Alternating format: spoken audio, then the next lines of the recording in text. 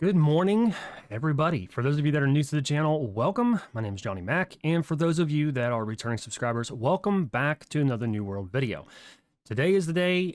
Finally, it is arriving. The Winter Convergence Festival was announced last night by the developers, and as a matter of fact, at the time of this recording right now, the servers are undergoing a 3-hour downtime maintenance for the patch. It started at about 7 Eastern Standard Time on the dot. They were very prompt on that. It's currently 9:30 a.m., so we have about a half hour. So about the time this video goes up, the servers will probably be live. So we're going to go ahead and get on into this and talk about the patch notes. And for those of you who haven't subscribed yet, smash a like on this video, hit subscribe, and also hit the notification bell. I am going to be live streaming tomorrow. I haven't been live streaming for quite some time, and I figure it's about time since I'm almost level 60. Let's go ahead and get that live stream up, shall we? So without further ado, let's go ahead and get on into these patch notes. So, the Winter Convergence Festival. For those of you that missed my last 3 videos, I talk about if you are on current break from the game, this is probably a good time for you to return. There are lots of benefits. We have the new loot system, or sorry, expertise system, not loot system, expertise system, which has to do with some revamps to the watermark system. Lots of new and very interesting things. If you have not made it to level 60 yet, very good time to return. I'm going to leave links in the description below to those 3 videos, just going over some points that I make where if you are on break, now is a good time to return because there are lots of opportunities for you to bump up that watermark system score. And also it's just, a lot of fun. This is the very first true event in New World, and I'm really looking forward to it. I played a little bit in the PTR, and it's really not that difficult.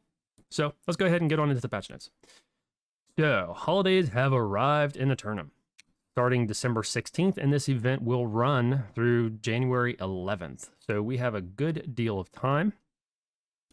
Marked by increased snowfall and northern lights in the sky, Winter Convergence is a time of dichotomy and duality as the Winter Wanderer and Winter Warrior come to the land. While within the settlements, gifts are exchanged to mark the passing of the year. Outside the safety of the walls, a wintry war rages between the positive forces of winter, slumber and perseverance, championed by the Winter Wanderer's positive side, and the negative forces of winter, death and stagnation, championed by the Winter Wanderer's negative side. To make it worse, the Winter Warrior and his frigid folk are causing mayhem throughout the land, attempting to spread the dreaded forever winter. Ooh, pretty nice little backdrop story there, right? So we can look forward to winter tokens, new items, and holiday villages added to the game. Winter tokens. The player takes on the cause of the Winter Wanderer to collect winter tokens from repeatable events across the island, and is able to return them into a holiday shop containing rare and cosmetic items. The Winter Wanderer's positive aspect grows in power with each token collected and turned in. The new items, Icy Winds and the Winter Wanderer bring with them new armors, weapons, furnishings, skins, consumables, and delightful present gifting emote, all themed to match the wonderful holiday. The Winter Wanderer has set up 4 villages to facilitate the joy, cheer of Winter Convergence. Visit these villages in Everfall, Monarch's Bluffs, Weaver's Fen, and Brightwood to meet the Winter Wanderer and carry out his holiday quests. New instanced, well, they're not really instanced, they are part of the open world, but new areas have opened up. These are ice caves. Ice caves are appearing all over Eternum because of the Winter Warrior's desire for a forever winter. They are snowy and icy caves that Yeti uses their powers to freeze up and make snowfall. The rest of Eternum will look like these ice caves if the onslaught of the warrior is not stopped. These caves will remain behind after the event as scars on the land, sources of wintry magic that refuse to melt even if the Winter Warrior is somehow defeated. Now, I want to draw attention to this real quick. I got to thinking about it over the past probably about a week or so. This event is actively changing the map. So in my mind, I do believe that this event is a glimpse of what's to come. As they start adding events, they're doing, changes to the map, permanent changes to the map dynamically. So I think we could probably expect more events in which it's going to open up lore to the game, right? And it'd be really interesting to see if, depending on certain metrics, like say for instance, nobody participated in this winter festival and we technically lost and the Winter Warrior actually won, would they be willing to permanently change the map to be, a forever winter, and then introduce another map introduce another event later on that would have to be participated in order to turn the map back? That would be very interesting, I think. But anyway, let's go ahead and go back over this. Winter Convergence activities. The Convergence Spirit. Celebrate the spirit of the season by giving a helping hand and decorating your favorite settlement. The Convergence Spirit is a special town project that allows players to complete special town project quests to upgrade each settlement's tree of light for improved daily rewards.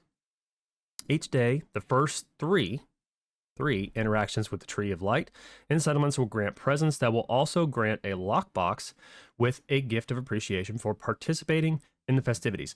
Now, when you do this, guys, you actually get coin after each of your 3 turn-ins, and I do believe it's around 100. So if you do this each day, you're looking at a pretty good chunk of coins, somewhere around like 10K or something like that, 11K, 10, well, whatever, I'll do the maths later.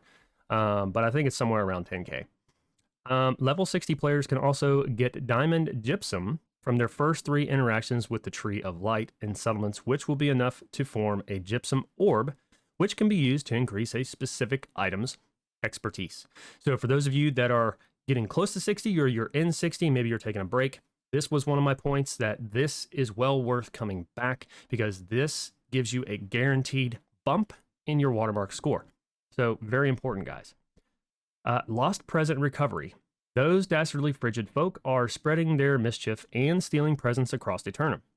Located throughout the world are lost presents to be recovered and turned in for winter tokens at the Winter Village holiday huts.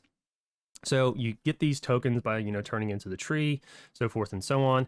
And you can actually go and talk to the Yeti in the Winter Villages. And there are lots and lots of cosmetics. And there are also one-time use recipes, which you can use to create or craft 600 gear score items. And they will have that locked winter skin appearance. And they don't cost very much, or like 1 token, guys. So, for those of you crafters who might be on break, this is a good time to come back where you could make some really unique 600 gear score items and really make a good profit. Another interesting little thing that's been added is Gleamite collecting. Bright glittering gleaming gleamite meteors of a multitude of color fall from the night sky during this time of the year, as destructive as they are beautiful. Gleamite showers are a new random dynamic event that occurs at night throughout Eternum. Keep your eyes and ears open as you search for locations where the showers are most prevalent. Exchange the harvested crystals for winter tokens at the Winter Village holiday huts.